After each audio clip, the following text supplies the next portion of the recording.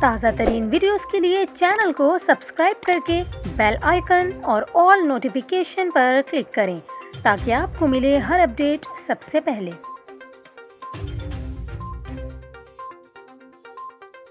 اور ابھی آپ کو بتائیں، موسلا دھار بارش کے بعد کراچی کی ایک ہاؤسنگ سوسائٹی کے باہر جمع پانی میں 2 زہریلے سانپ نکل آئے، جس سے مکینوں میں خوف و ہراس پھیل گیا۔ کراچی میں بارش کے بعد اسکیم 33 کا علاقہ گلزار ہجری پانی میں ڈوب گیا۔ جمالی پل سے متصل سڑک 25 روز سے ٹریفک کے لیے بند ہے۔ 25 روز سے سڑک پر پانی جمع ہونے سے 2 زہریلے سانپ نکل کر سوسائٹی میں داخل ہو گئے، جس سے مکینوں میں خوف و ہراس پھیل گیا۔ تاہم سوسائٹی کی کمرشل انتظامیہ نے دونوں سانپوں کو مار ڈالا۔